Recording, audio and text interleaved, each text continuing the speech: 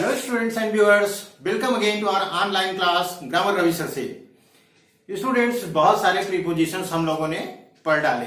ठीक है, हमने हर प्रीपोजिशंस को आपको समझाने की कोशिश की है, क्योंकि चैनल पे अगर किसी चीज की पढ़ाई कर रहे हैं, कहने का मतलब अदर देन बुक, तो अगर आपके अंदर उस टॉपिक की समझ नहीं विकसित हो पा रही है तो इसका मतलब पढ़ाई में कमी है कुछ।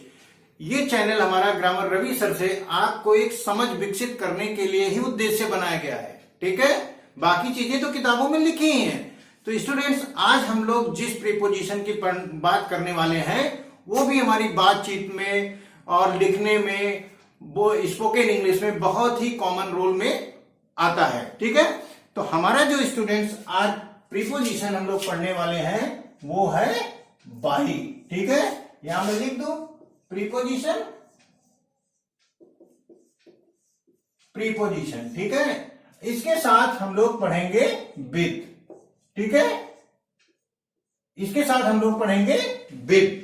मैं जब भी कोई प्रीपोजिशन की अगर बात करूं, मैंने यहां लिखा तो मैंने जरूर सबसे पहले उसकी हिंदी आपको समझाने की कोशिश की है, क्योंकि हिंदी से काफी अंधेरा छटने लगता है जब हम किसी चीज की हिंदी को उसका मतलब समझने लगते हैं। ठीक है, बाय का जो प्राइमरी मीनिंग है, जो हम लोग समझते आ रहे हैं, ठीक है, वो क्या है? द्वारा।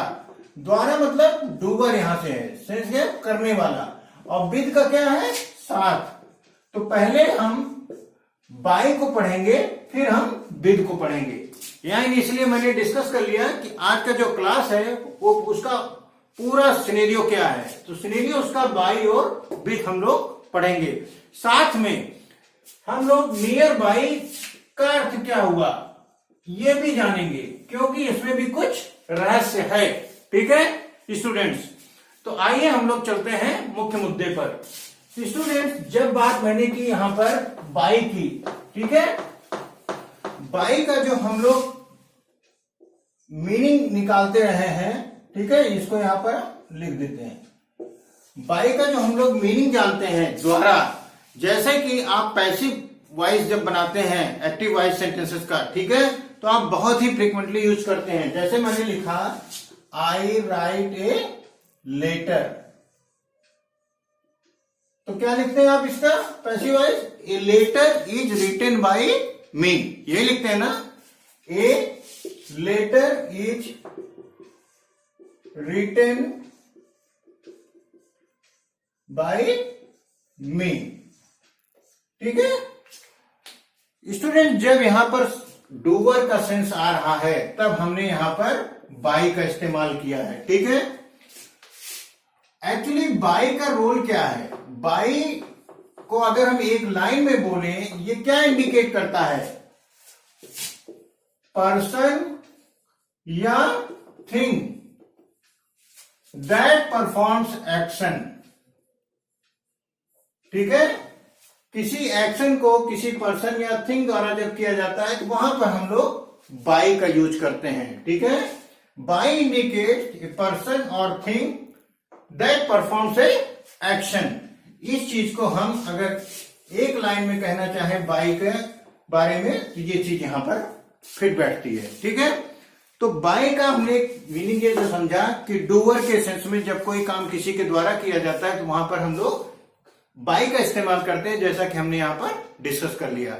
अब महत्वपूर्ण जो यूजेस हैं वो मैं आपसे डिस्कस करने वाला हूं। महत्वपूर्ण से मतलब जो कि आपके एडवांस लेवल को के लिए जरूरी है। ठीक है, बाई का अर्थ स्टूडेंट्स होता है समीप। ठीक है, ध्यान से सुनिएगा मेरी बात को। बाई का अर्थ होता है क्या? समीप, बगल में। ठीक है, ठीक है, ये सेंस होता है। अब अगर मैं बोलूं कम एंड सिट बाय मी, इसका अर्थ क्या हुआ? आओ और मेरे बगल बैठ जाओ, आओ और मेरे समीप बैठ जाओ। तो यहां पर क्या है बाई का अर्थ? बाई का अर्थ स्टूडेंट समीप से है, नजदीक से है।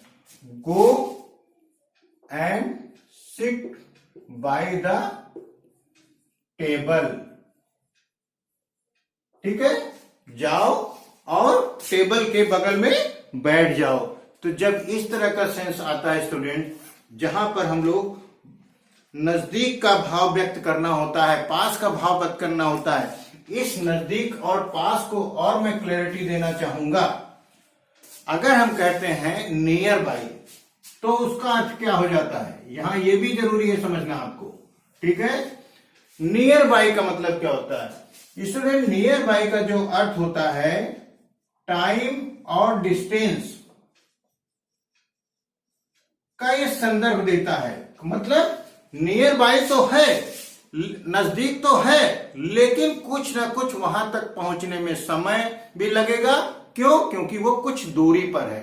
कहते नहीं बगल वाले पार्क में, पास वाले पार्क में, मेरे घर के पास एक पार्क है, तो मेरे घर के पास एक पार्क है, इसका मतलब ये नहीं होता घर से बिल्कुल सटा हुआ। लेकिन जब यहां कहते हैं कम एंड सिट बाय मी, इसका मतलब मेरे बिल्कुल बगल बैठ जाओ। तो नियर बाई का अर्थ वहां होता है पास का अर्थ, लेकिन जहां पर टाइम और डिस्टेंस का रेफरेंस आ रहा है, भाव आ रहा है, ठीक है। ध्यान रखिएगा इस चीज को, ये आपकी जानकारी के लिए बहुत जरूरी है, इसलिए मैंने यहां पर डिस्कस करना जरूरी समझा। तो स्टूडेंट्स, अब जैसे मैंने दूसरा सेंटेंस लिखा,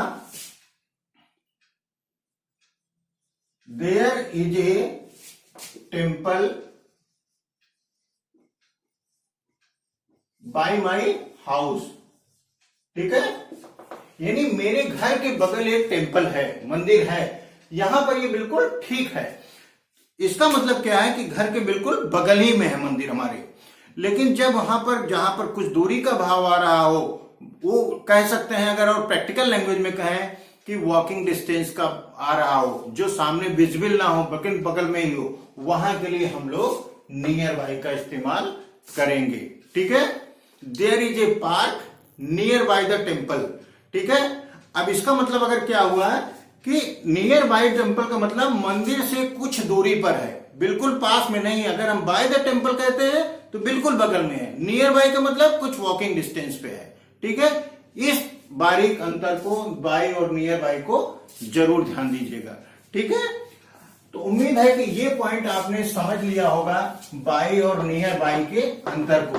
स्टूडेंट्स, अब हम लोग जो समझने वाले हैं वो है अगला यूज इसका।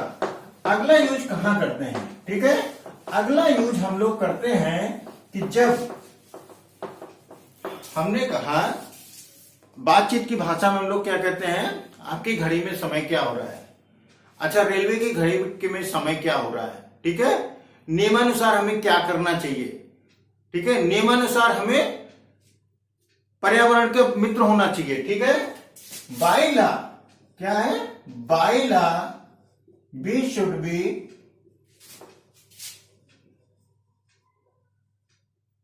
एनवायरनमेंट फ्रेंडली, ठीक है। It is 8 o'clock by my watch. तो क्या मैंने बताया था कि जो डूअर है वो पर्सन भी है, थिंग भी है, दैट परफॉर्म्स एक्शन। तो यहां पर एक्शन कौन परफॉर्म कर रहा है, वॉच। वॉच क्या है, एक थिंग है, एक चीज है। यहां पर हमने इसलिए इस्तेमाल किया, ठीक है।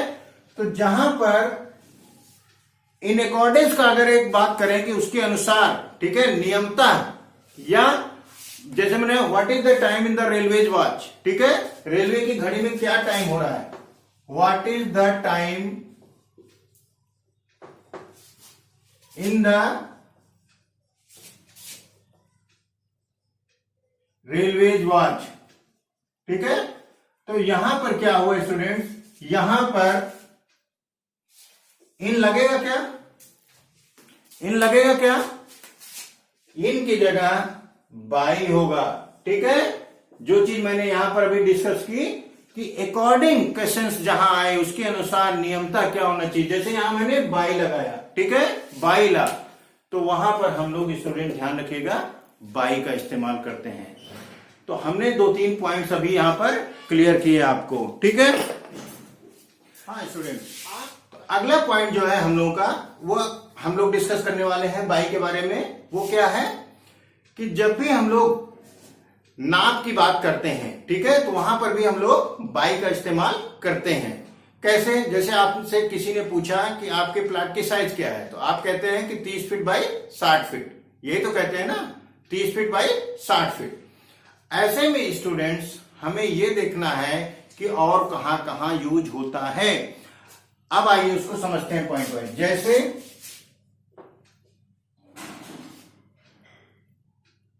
ऑनियन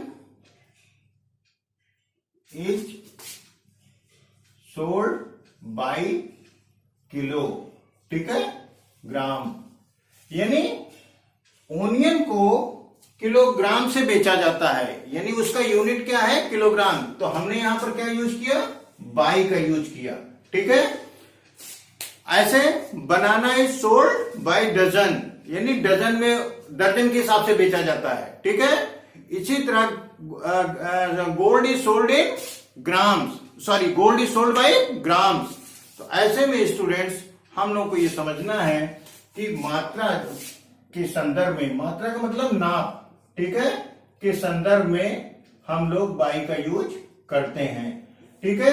एक जगह अगर मात्रा की बात करें तो और करते हैं, जैसे कि I am late by 10 minutes, ठीक है, train is late by 10 minutes. तो वहां पर भी हम लोग क्वांटिटी शो कर रहे हैं, ठीक है, I am late by 10 minutes, ठीक है। तो यहां पर भी हम लोग बाई का इस्तेमाल किए हुए हैं। इसके अलावा स्टूडेंट मीन्स ऑफ ट्रांसपोर्ट जो है, ठीक है, जैसे कि आने जाने के जो माध्यम है उसके साथ भी हम लोग किसका यूज करते हैं? बाई का, ठीक है। बहुत सिंपल है, ये बोलते भी आ रहे हैं हम लोग बहुत पहले से। आई केम बाई कार, ठीक है, ही केम बाई ट्रेन, ठीक है। तो मीन्स ऑफ ट्रांसपोर्ट के संदर्भ में, ठीक है, मीन्स ऑफ ट्रांसपोर्ट, ठीक है, आवागमन का जो माध्यम है उसके साथ भी हम लोग बाई का इस्तेमाल करते हैं। जैसा मैंने अभी आपको बोला, आई केम बाई ट्रेन, ठीक है, ही केम बाई शिप, ठीक है। तो ऐसे में स्टूडेंट्स हमें ये ध्यान रखना चाहिए कि बाई के कौन कौन से इंपॉर्टेंट पॉइंट्स हैं जो कि हमको आने चाहिए कॉम्पिटिटिव एग्जाम के पॉइंट ऑफ व्यू से, ठीक है। बाई को लेकर के उम्मीद है कि मैंने जितने भी पॉइंट्स आपसे डिस्कशन किए, ठीक है, वो आपके कॉम्पिटिटिव एग्जाम को तो की तैयारी को एडवांस करेंगे ही। स्टूडेंट्स विथ का यूज हम लोग कहां करते हैं? अब अगला पॉइंट पे आते हैं हम लोग, विथ। विथ का यूज हम लोग ऐसी जगह करते हैं। विथ का क्या अर्थ होता है? विथ का क्या अर्थ होता है?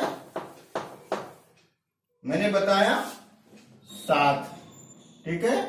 तो सबसे पहला तो यही आप जानते हैं, जानना चाहिए आपको, जैसे आई लिव विद माई मदर, ठीक है, मैं अपनी मां के साथ रहता हूं, ठीक है, I live with my mother, ठीक है।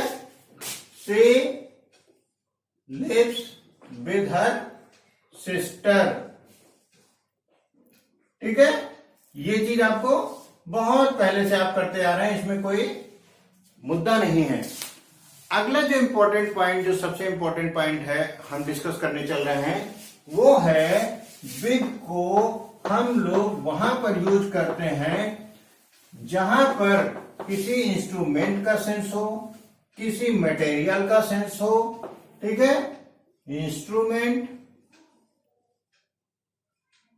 और मटेरियल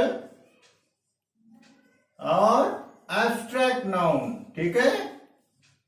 एब्स्ट्रैक्ट नाउन को हिंदी में क्या बोलते हैं? भाववाचक संज्ञा, ठीक है, एब्स्ट्रैक्ट नाउन के पहले।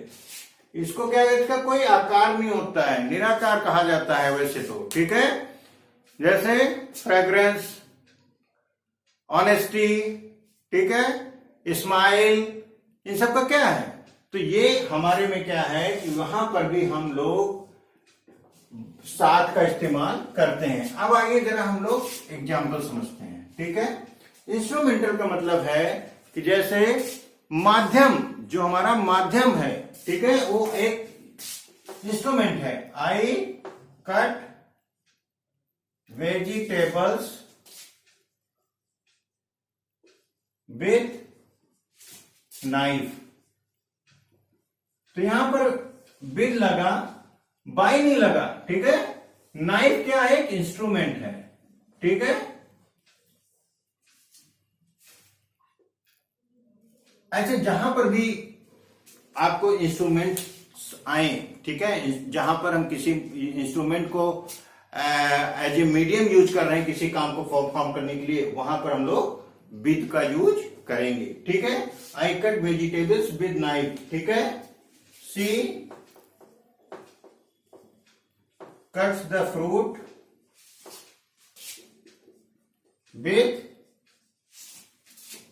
नाइफ ही लिख लेते हैं, क्या दिक्कत है, ठीक है। तो उम्मीद है दोस्तों कि एक यूज ये समझ पाए आप होंगे कि मटेरियल के सेंस में, वो उसके सेंस में, इंस्ट्रूमेंट के सेंस में विद का यूज होता है। मटेरियल मैंने लिखा है, मटेरियल का मतलब आइए समझते हैं, ठीक है। मटेरियल का मतलब ये हुआ कि जैसे अगर मैंने लिखा, ठीक है,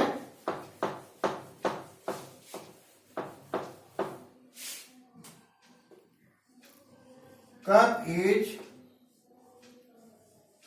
फिल्ड विद टी या मिल्क। तो यहां टी और मिल्क क्या है? उसके पहले देखिए विद लगा है, ये क्या है? मटेरियल ही है ना, मटेरियल ही है।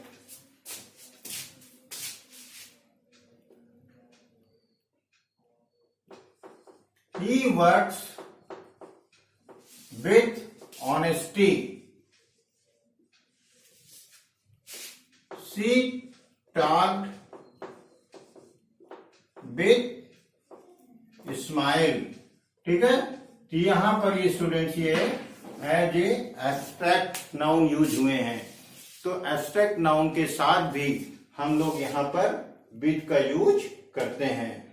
तो उम्मीद है स्टूडेंट्स कि हमने बाय और विद को लेकर जो डिस्कशन किया आपसे, वो आपके लिए काफी इंपॉर्टेंट होने वाला है। बाकी जब हम एक्सरसाइज कराएंगे तो उसमें तो हम सब इंक्लूड करके आपको एडवांस लेवल पे और ले चलेंगे। वहां पर क्या है कि हमारी जो एक्सरसाइज होगी वो आपको एक कंप्लीट तैयारी देती है, ठीक है। हर चैप्टर में मैंने एक्सरसाइज जरूर इंक्लूड करता हूं, ठीक है। बाय और विद के कॉन्सेप्ट्स आपको जो मैंने दिए, ठीक है, वो अपने साथ रखिए ताकि आपको जब भी कॉम्पिटिटिव एग्जाम में बैठना हो आपको हमेशा ध्यान रहे और डे टू डे प्रैक्टिस में आप जो इसको यूज करें। Thank you students.